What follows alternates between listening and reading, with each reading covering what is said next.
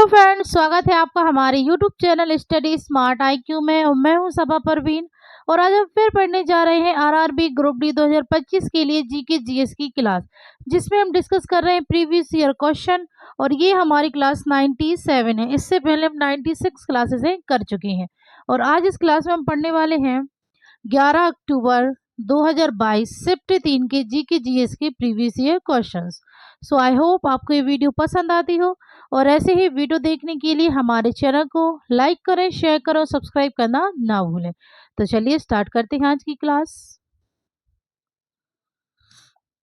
So first है, आधुनिक भारतीय इतिहास की निम्नलिखित में से कौन सी घटना सही ढंग से सम्मिलित नहीं है।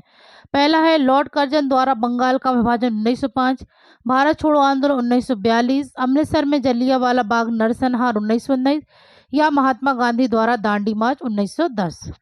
तो आधुनिक भारतीय इतिहास की कौन सी घटना सही ढंग से सम्मिलित नहीं है। तो यह सम्मिलित नहीं है महात्मा गांधी द्वारा दांडी मार्च। राइट आंसर है ऑप्शन डी, क्योंकि महात्मा गांधी द्वारा दांडी मार्च ये शुरू हुई थी 12 मार्च 1930 को। ठीक है, 12 मार्च 1930 को दांडी यात्रा ये शुरू हुई थी और यह चली थी 6 अप्रैल 1930 तक यह चली थी। 24 दिन की यह यात्रा थी। ठीक है, 24 दिन की यह यात्रा थी। इसमें 240 मील चले थे महात्मा गांधी और उनके अनुयायी। ठीक है, और यह यात्रा 12 मार्च 19 को साबरमती आश्रम से, ठीक है, साबरमती आश्रम से दांडी नवसार तक चली। ठीक है, दांडी नवसार तक यह चली थी। ठीक है, साबरमती आश्रम से दांडी नवसार तक यह यात्रा चली थी। ठीक है, और लॉर्ड कर्जन द्वारा बंगाल का विभाजन 1905 में ही हुआ था। भारत छोड़ो आंदोलन की शुरुआत 1942 में महात्मा गांधी के नेतृत्व में और अमृतसर में जलियांवाला नरसंहार यह 1919 में हुआ था। ओके, चलिए आगे बढ़ते हैं। नेक्स्ट है, भारतीय संविधान के किस भाग में मौलिक अधिकारों की व्याख्या की गई है। तो किस भाग में मौलिक अधिकारों की व्याख्या की गई है। भाग 3, भाग 6, भाग 4 या भाग 5 में। तो मौलिक अधिकारों की व्याख्या की गई है भाग 3 में। राइट आंसर ऑप्शन ए, भाग 3। भाग 3 इसे भारत का मैग्ना कार्टा भी कहा जाता है। ठीक है, भारत का मैग्ना कार्टा भी कहा जाता है भाग 3 को, और इसमें मौलिक अधिकार हैं। ठीक है, फिर भाग 6 में, तो भाग 6 यह राज्य से संबंधित है, राज्य से संबंधित। और भाग 4 यह संबंधित है राज्य के नीति निर्देशक सिद्धांतों से। ठीक है, और भाग 5 तो यह संघ से है। ठीक है, चलिए तो अब आगे बढ़ते हैं नेक्स्ट क्वेश्चन। तो नेक्स्ट है, निम्नलिखित में से किस त्योहार में पुलिकली बाघ नृत्य कार्यक्रम मुख्य आकर्षण होता है। तो किस त्योहार में पुलिकली यानी कि बाघ नृत्य कार्यक्रम मुख्य आकर्षण होता है। बिहू, बैसाखी, पोंगल या ओणम। तो ये होता है ओणम त्योहार में। ठीक है, राइट आंसर है ऑप्शन डी, ओणम त्योहार में पुलिकली बाघ नृत्य कार्यक्रम मुख्य आकर्षण होता है। ठीक है, फिर बात कर बिहू, ये कहाँ का नृत्य है। तो ये है असम का। बैसाखी सॉरी बिहू ये नृत्य असम का है। ठीक है, बैसाखी ये कहाँ मनाई जाती है। तो मनाई जाती पंजाब, हरियाणा, उत्तराखंड, उत्तर प्रदेश। ठीक है, इन जगहों पे मनाई जाती है। पोंगल त्योहार तो ये मनाया जाता है तमिलनाडु में। ठीक है, तमिलनाडु। और बिहू मनाया जाता है असम में। ठीक है, चलिए आगे बढ़ते हैं। नेक्स्ट है, जैव संसाधन एवं सतत विकास संस्थान के परिसर में ऑर्किडेरियम और ऑर्किड उत्पादन इकाई डैश राज्य में स्थापित की जा रही हैं, जहां विश्व की 17,000 ऑर्किड प्रजातियों में से लगभग 300 प्रजातियां हैं। अरुणाचल प्रदेश, मेघालय, उत्तराखंड या हिमाचल प्रदेश। तो जो जैव संसाधन एवं सतत विकास संस्थान के परिसर में ऑर्किडेरियम और ऑर्किड उत्पादन इकाइयां किस राज्य में स्थापित की जा रही हैं। तो ये की जा रही हैं अरुणाचल प्रदेश में स्थापित की जा रही है। राइट आंसर ऑप्शन ए। नेक्स्ट है, 2011 की जनगणना के आंकड़ों के अनुसार भारत में निम्नलिखित में से किस भाषा के सबसे अधिक वक्ता है? उड़िया, कन्नड़, मलयालम या बांग्ला? तो 2011 की जनगणना के अनुसार, आंकड़ों के अनुसार भारत में किस भाषा में सबसे अधिक वक्ता है? तो ये है बांग्ला में। Right answer option D, Bangla. Okay, चलिए आगे बढ़ते हैं। नेक्स्ट है NREGA at a glance report के अनुसार वित्तीय वर्ष 2021-22 में भुगतान की जाने वाली औसत मनरेगा मजदूरी केवल 208.85 रुपये प्रतिदिन ही रहेगी। मनरेगा का पूरा नाम क्या है? तो यहाँ पे हमें मनरेगा का पूरा नाम बताना। तो इसका पूरा नाम होगा महात्मा गांधी राष्ट्रीय ग्रामीण रोजगार गारंटी अधिनियम। ठीक है, तो राइट आंसर है ऑप्शन डी, महात्मा गांधी राष्ट्रीय ग्रामीण रोजगार गारंटी अधिनियम। ठीक है, ये मनरेगा का पूरा नाम है। ओके, नेक्स्ट है MICR कोड है। तो MICR का पूर्ण रूप क्या है? तो MICR का पूर्ण रूप है magnetic ink character recognition. Right answer option D, magnetic ink correct recognition. ठीक है, नेक्स्ट है कॉलम ए में दिए गए पर्वत श्रेणियों का मिलान कॉलम बी में दिए गए राज्यों से कीजिए। तो पर्वत श्रेणी और राज्य को हमें मिलाना है। ठीक है, तो अरावली पर्वत ये कहाँ पर है? तो अरावली पर्वत ये है राजस्थान में, यहाँ पर। ठीक है, राजस्थान में। विंध्याचल पर्वत तो ये है मध्य प्रदेश में, और पश्चिमी घाट तो ये है केरल और कर्नाटक में, और हिमालय पर्वत तो ये है हिमाचल प्रदेश और उत्तराखंड में। तो ए, फिर है बी, सी और डी। ठीक है, तो फर्स्ट का है 3rd, बी का 4, सी का 2 और डी का 1। राइट आंसर है ऑप्शन 1। ओके, चलिए नेक्स्ट है भारत में संवैधानिक निकायों की उदाहरण कौन सा संगठन संस्थान समूह है? तो भारत में संवैधानिक निकायों का उदाहरण कौन सा संगठन संस्थान समूह है? भारत निर्वाचन आयोग, भारत के महान्यायवादी या लोक सेवा आयोग, संघ लोक सेवा आयोग। तो यही ही संगठन संस्थान समूह है। Right answer option A. Okay, next है तापदीप्त फिलामेंट बल्ब के मामले में निम्नलिखित में से कौन सा कथन सत्य है? पहला है फिलामेंट टंगस्टन या निक्रोम से बना हो सकता है। तो ये सही है। फिर है फिलामेंट को कवर करने वाला कांच का आवरण नाइट्रोजन या आर्गन जैसी निष्क्रिय गैसों से भरा होता है। तो ये भी सही है। फिर है चूंकि इस्तेमाल किया गया फिलामेंट पतला होता है इसलिए इसकी प्रतिरोधकता बहुत कम होती है। तो ये गलत। फिर है अधिक धारा की अनुमति देने के लिए फिलामेंट की प्रतिरोधकता कम होती है। तो ये भी गलत है। फिर है इस्तेमाल की जाने वाली फिलामेंट सामग्री का गलनांक उच्च होता है। तो ये सही है। तो राइट आंसर है ए, बी और ई। तो राइट आंसर है ऑप्शन 1 ए, बी और ई। ओके, चलिए आगे बढ़ते हैं। नेक्स्ट है शुष्क बुझा चूना जब है डैश के साथ अभिक्रिया करता है तो ब्लीचिंग पाउडर बनता है। तो शुष्क बुझा चूना जब डैश के साथ अभिक्रिया करता है तो ब्लीचिंग पाउडर बनता है। Bromine, hydrogen, nitrogen, chlorine.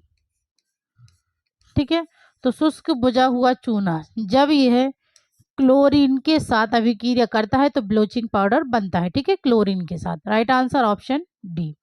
Next है वस्तु को उल्टा और बड़ा प्रतिबिंब प्राप्त करने के लिए डैश रखा जाता है। तो वस्तु को उल्टा और बड़ा प्रतिबिंब प्राप्त करने के लिए रखा जाता है अवतल दर्पण की सी और एफ के बीच। Right answer option A. Okay, next है निम्नलिखित में से कौन शहरी स्थानीय निकाय प्रशासन का निकाय नहीं है? नगर पंचायत, जिला पंचायत, नगर पालिका, नगर निगम।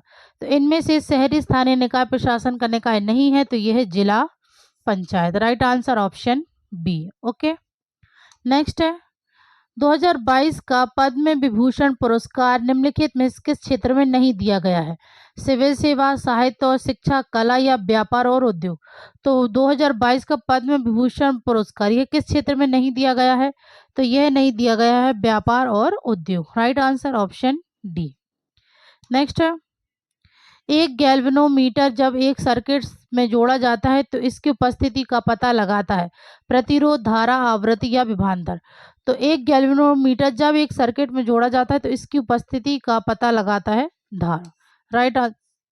Right answer option B. Okay, next है, आधुनिक आवर्त सारणी के संदर्भ में कौन सा कथन सही है, नहीं है इनमें से, ठीक है, कौन सा कथन सही नहीं। पहला है इसमें 18 समूह और 7 आवर्त हैं आवर्त सारणी, तो ये सही है। फिर है समूह में नीचे जाने पर कोषों की संख्या बढ़ जाती है, तो ये भी सही है। फिर एक ही समूह में उपस्थित तत्वों में संयोजी इलेक्ट्रॉनों की संख्या समान होती है, तो ये भी सही है। फिर है Na, Mg और S आधुनिक आवर्त सारणी के 4वें आवर्त से संबंधित है, ये ऑप्शन गलत है, तो राइट आंसर है ऑप्शन डी। ओके, नेक्स्ट है, निम्नलिखित में से कौन सा सही ढंग से सुमेलित नहीं है। भारतीय चंदन दक्कन पठार के पर्णपाती, नीम अल्पाइन क्षेत्र, फीकस मालाबार तट के आर्द्र वन, पाइन हिमालय उपोष्ण कटिबंधीय वन। तो इनमें से जो सही ढंग से सम्मिलित नहीं है वो है नीम अल्पाइन क्षेत्र, right answer option B. Okay, next है, निम्नलिखित में से कौन सा भारत में एक बौद्ध मंदिर है। निधिवन मंदिर, गोरखनाथ मंदिर, महाबोधि मंदिर या विश्वनाथ मंदिर। तो जो भारत में एक बौद्ध मंदिर है, ठीक है ना, भारत में एक बौद्ध मंदिर है वो है महाबोधि मंदिर, right answer option C. Next है, 2022 में विज्ञान और इंजीनियरिंग के क्षेत्र में मरणोपरांत पद्म विभूषण से किसे सम्मानित किया गया था। संजय राजाराम, रतनलाल, तिरुवेंगडम, वीर राघवन या नरेंद्र सिंह कपाड़ी। तो विज्ञान और इंजीनियरिंग के क्षेत्र में, ठीक है, मरणोपरांत पद्म विभूषण से किसे सम्मानित किया गया था 2022 में, तो ये किया गया था Narendra Singh Kapadia, right answer option D. Okay, next है, 18 ओम प्रतिरोध के एक विद्युत बल्ब की शक्ति क्या होगी यदि इसके सिरों पर कोई वोल्टेज नहीं लगाया जाता है। तो यहाँ पे हमें 18 ओम का प्रतिरोध दिया गया है और एक विद्युत बल्ब की शक्ति क्या होगी, ठीक है, तो शक्ति हमें ज्ञात करनी है, ठीक है, पी हमें ज्ञात करना है। यदि इसके सिरों पर वोल्टेज नहीं है, तो वोल्टेज नहीं यानी कि वी नहीं लगाया जाता है, तो यहाँ पे हम सूत्र लगाएंगे शक्ति का कि P बराबर V² r। तो V हमारे पास कितना दिया है, कुछ भी नहीं यानी कि 0, तो 0² और R कितना दिया है, तो ये दिया है 18, तो स्क्वायर 0/18, तो ये आएगा 0 वाट, राइट आंसर है ऑप्शन डी 0 वाट। ओके, नेक्स्ट है, विभज योतक ऊतक कोशिकाओं में डैश की कमी होती है। तो विभज योतक ऊतक कोशिकाओं में रिक्तिकाएं की कमी होती है, राइट आंसर ऑप्शन बी रिक्तिकाएं। नेक्स्ट है, एकल कार्बन परमाणु कितने बंध बनाता है, 1 3 2 4। तो एकल परमाणु कार्बन कितने बंध बनाता है, तो ये बनाता है 4 बंध, right answer option D 4। Okay, next है, 400 साल पहले किस वर्तमान राज्य की कुछ हिस्सों में कुल्हा नामक स्थानीय नहर सिंचाई प्रणाली विकसित हुई थी। उत्तर प्रदेश, मध्य प्रदेश, जम्मू कश्मीर, हिमाचल प्रदेश। तो 400 साल पहले किस वर्तमान राज्य में के कुछ हिस्सों में कुल्हा नामक स्थानीय नहर सिंचाई प्रणाली विकसित हुई थी, तो ये हुई थी हिमाचल प्रदेश में, right answer option D Himachal Pradesh. चलिए नेक्स्ट है, लेंस की शक्ति का एसआई मात्रक क्या है, न्यूटन, डायोप्टर, जूल या मीटर। तो लेंस की शक्ति का एसआई मात्रक है diopter, right answer option B. Okay, next है, उत्पादन के 4 कारक क्या है। तो उत्पादन के 4 कारक हैं भूमि, श्रम, पूंजी और उद्यमिता, राइट आंसर है ऑप्शन डी भूमि, श्रम, पूंजी और उद्यमिता, ठीक है, यह उत्पादन के 4 कारक हैं। नेक्स्ट है, निम्नलिखित में से कौन सी वाहिका रक्त को हृदय से फेफड़ों को छोड़कर शरीर के विभिन्न अंगों तक ले जाती है। फुफ्फुसीय धमनी, फुफ्फुसीय सिरा, महासिरा या महाधमनी। तो कौन सी वाहिका रक्त को हृदय से फेफड़ों को छोड़कर शरीर के विभिन्न अंगों तक ले जाती है, तो ये है महाधमनी, राइट आंसर ऑप्शन डी महाधमनी। नेक्स्ट है, न्यूलैंड के अष्टक नियम के अनुसार प्रकृति में कितने तत्व विद्यमान है, 46, 56, 76, 36। तो न्यूलैंड के अष्टक नियम के अनुसार प्रकृति में 56 तत्व, ठीक है, राइट आंसर है ऑप्शन बी 56 तत्व विद्यमान है। ओके, नेक्स्ट है, प्राकृतिक गैस का जलना क्या है, एक प्रतिस्थापन अभिक्रिया, एक अपघटन अभिक्रिया, एक ऊष्माक्षेपी अभिक्रिया या एक ऊष्मा सॉरी, एक ऊष्माशोषी अभिक्रिया और एक ऊष्माक्षेपी अभिक्रिया। तो प्राकृतिक गैस का जलना यह एक ऊष्माक्षेपी अभिक्रिया है। Right answer option D. Okay, next है, निम्नलिखित स्थितियों में से एक बंद संवाहक कुंडली में विभवांतर तब प्रेरित होता है जब या तो बार चुंबक को बंद कुंडली की ओर ले जाया जाता है या बंद कुंडली को बार चुंबक की ओर ले जाया जाता है। तो राइट आंसर है ऑप्शन बी। ओके, नेक्स्ट है, जैविक अपशिष्ट निपटान में शामिल सर्वोत्तम पद्धतियां पुनः उपयोग, भस्मीकरण, पुनः चक्रण या खुला डंपिंग। तो जैविक अपशिष्ट निपटान में शामिल सर्वोत्तम पद्धतियां हैं भस्मीकरण। राइट आंसर ऑप्शन बी, भस्मीकरण। नेक्स्ट है, वायरसों के आणविक संचलन के संबंध में कौन सा कथन सही है? जब तक वे किसी कोशिका को संक्रमित नहीं करते तब तक निष्क्रिय रहते हैं। वायरसों में उपापचय अनुपस्थित होता है। एक वायरस कृत्रिम माध्यम में नहीं बढ़ता है। वायरस श्वसन नहीं करते हैं।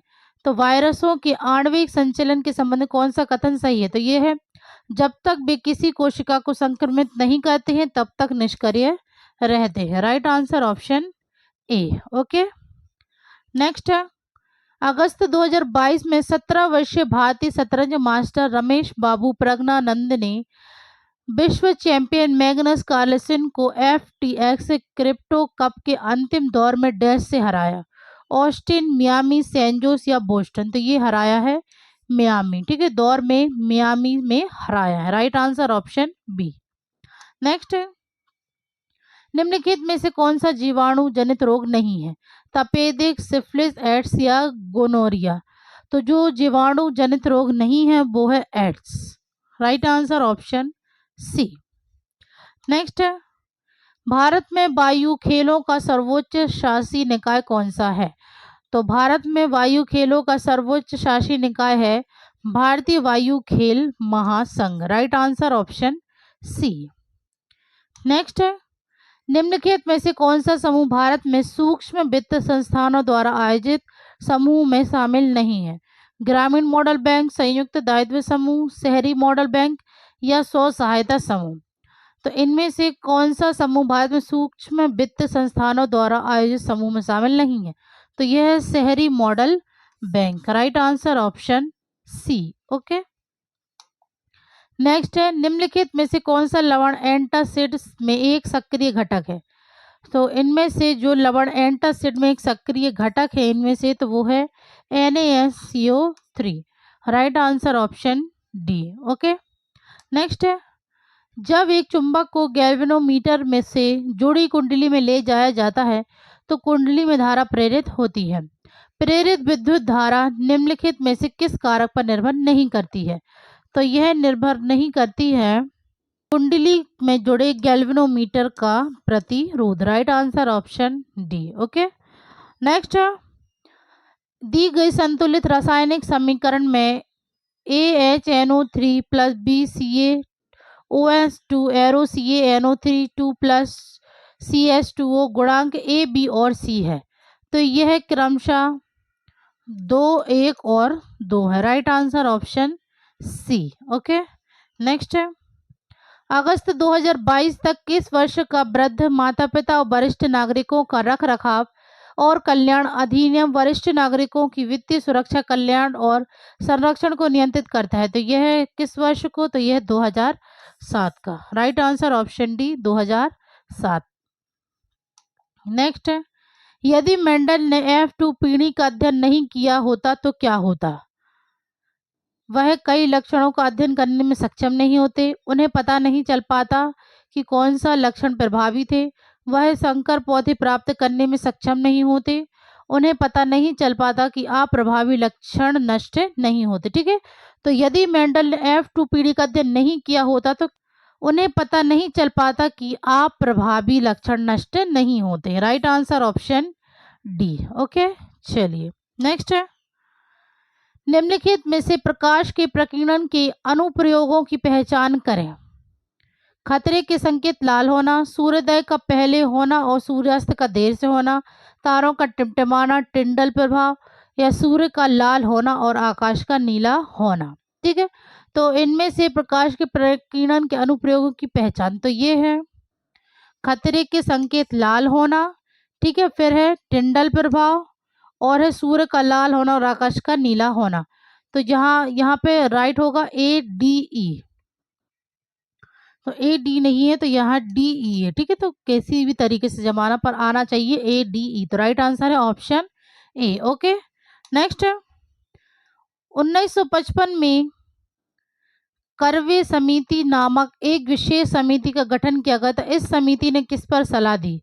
तो इस समिति ने सलाह दी थी ग्रामीण विकास के उद्देश्य से लघु उद्योगों का बढ़ावा देना। Right answer option A. Okay, next है कैल्शियम ऑक्साइड की जल के साथ प्रतिक्रिया से बुझे चूने का निर्माण डैश का एक उदाहरण है।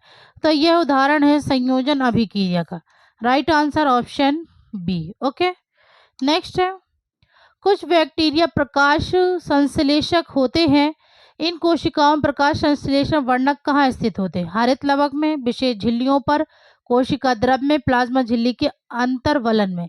तो यह वर्णक स्थित होते हैं प्लाज्मा झिल्ली के अंतर्वलन में। तो राइट आंसर है ऑप्शन डी। ओके, तो ये थे आज के हमारे क्वेश्चंस। सो आई होप आपको ये वीडियो पसंद आई हो, और ऐसे ही वीडियो देखने के लिए हमारे चैनल को लाइक करें, शेयर करें, सब्सक्राइब करना ना भूलें। तो मिलते हैं आपसे कल अगली वीडियो में, तब तक के लिए good luck and goodbye. Thank you.